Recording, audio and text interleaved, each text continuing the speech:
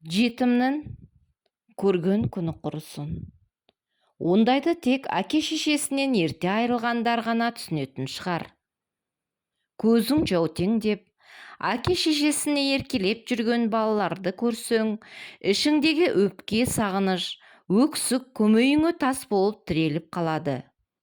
Құдай еш баланы маңдайына жетім болуды жазбаса екен, соны тілеймін. Бірақ пенде маңдайына жазған тағдырға бәрібір мойынсұнады екен. Әкем өмірден ерте озған екен. Ол кісінің түрі де есімде жоқ. 2 дана суретін әлі күнге дейін сақтап қойғам. Сол арқылы танимын. Ал анам күйе қайтыс болған соң 4 күніне келіп қалған. Ол да өмірден қайбір қуаныш көрді дейсіз. Жар бақытын енді сезінгенде одан айырылды. 4 күніне келген соң көптің көзі, сөзі бар. Оған шыдас беру де оңай емес. Сөйтіп жүргенде нағашы әжем анамды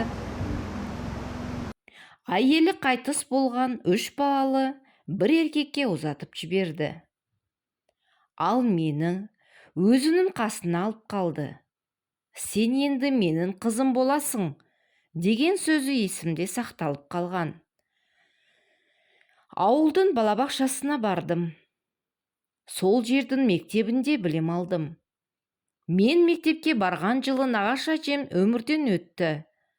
Кіші аға жеңгемдің қолында қалдым. Өмірім шекер мен бал болған жоқ. Анамның кіші інісінің мінезі шатақтау еді. Үнемі өз балаларынан бөлектеп, сенің шешең ақша салмай кетті, саған әперетін менің ақшам жоқ, деп киім әпермей қоя салатын. Солардың қызарынан қалған құтқанды месе тұтып жүре беруші едім.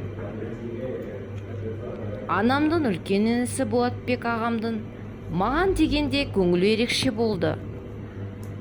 Інісінен кеш үйленген, отбасын құра сала қалаға қоныс аударған. Бірақ айына 2 рет арнайы келіп, маған тәттілерді үйіп төгіп әкелетін. Болатбек ағамды ерекше күтуші едім.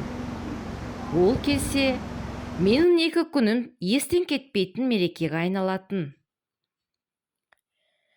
Қорадағы атты ерттеп, үстіне мені отырғызып ауылды айналып қайтушы едік. Басқа күндері Мұратбек ағам атын маңнайына да жолатпайды деп қоям. Атқа мінуге бос уақытым болмайтын. Жеңгем үйдің жұмысына жегіп қояды. Солардың балаларына қараймын. Есіктің алдын сыпырам. Бітпейтін тірлік еді әйтеуір. Бір жолы жеңгем кішкентай баласын маған қалдырып, көрші үйдің құдалығын көруге кеткен. Мен сонда 5-ші сыныпта оқитын кішкентай ақ қызбын ғой. Жеңгем кетерде мына үйді жинап, ыдыстарды жуып қой деп тапсырған.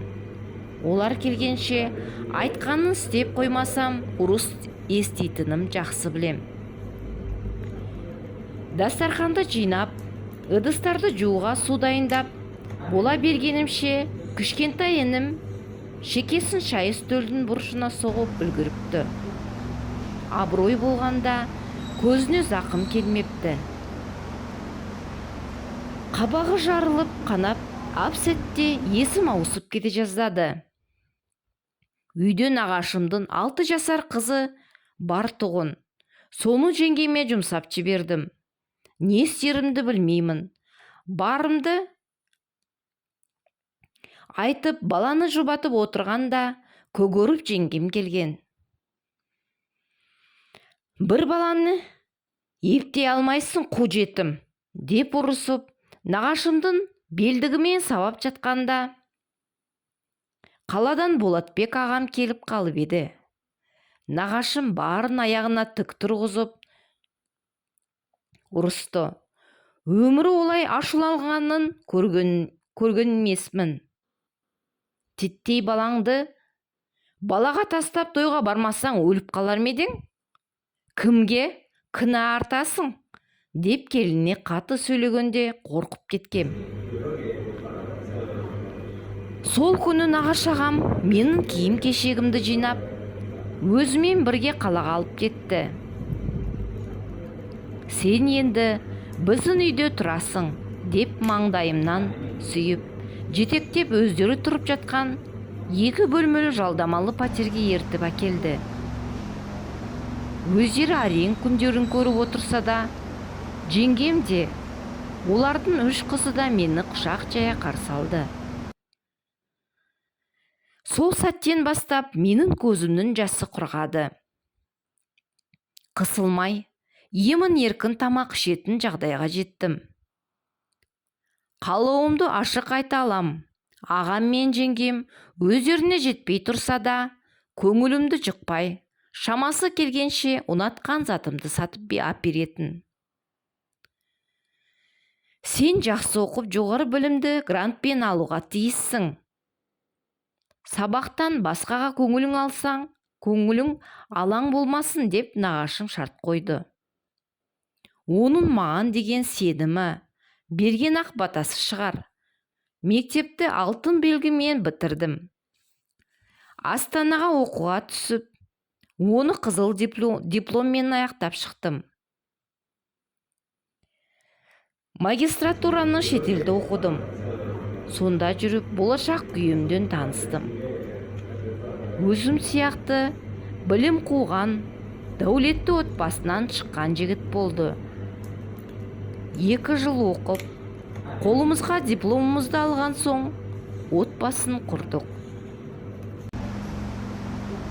Болатбек нағашым ешкіммен кем қылмай, жасу жабдығымды түгелдеп, сан салтанатпен ұзатты.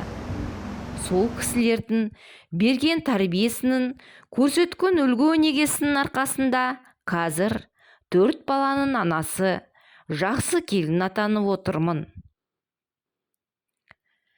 Соңғы 1-2 жыл көлемінде махыр деген нәрсе пайда болды ғой.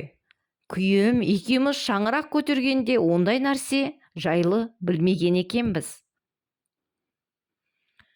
Бір күні күйеуім әзілдеп отырып, осы сен менен махыр деген нәрсе сұрамадың, мен де беруді білмеппін. Бермесең мойныңда қарыз боп қалатын нәрсе екен. Құдайға шүкір, не сұрасаң да жағдайым жетеді ғой, айтшы, қалағаныңды әперейін деді. Расында да жағдайымыз жақсы, табысымыз жеткілікті. Сол себепті күйеуімде бұған дейін маған мынандай керек деп сұрап көрмеппін. Қаулымның барын өзі айтқызбай әперетін. Осы жолы шындап сұрады. Қалағанымның барын орындайсың ба? Деп тағы нақтылап сұрадым. Орындаймын, айтсаң бол деп жігіттік уәдесін берді. Содан біз қала ішінен жер телімін сатып алып, үй тұрғыздық.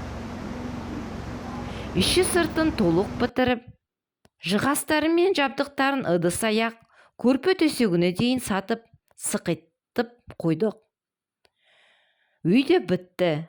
Дәл сол жылы нағашым да 50 жасқа толды. Ол қыздармен ақылдасып, мейрамханада банкет ұйымдастырдық.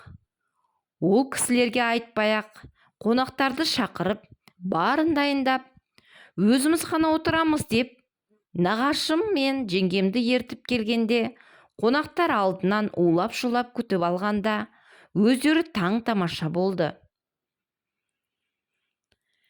Сол кеште күйеуім екеуміз сөз сөйлеп, салған үйіміздің іргетасы қаланған кезден бастап түсірген видеосын үлкен экраннан көрсетіп, кілтін қолдарына ұстаттық.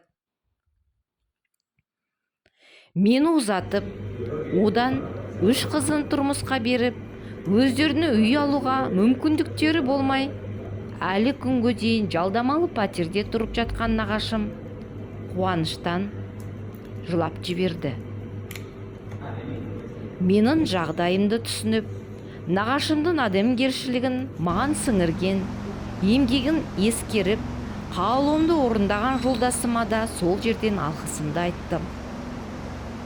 Айдың жартысы жарық, жартысы қараңғы демекші, менің де жарыққа шығар кезім келген екен.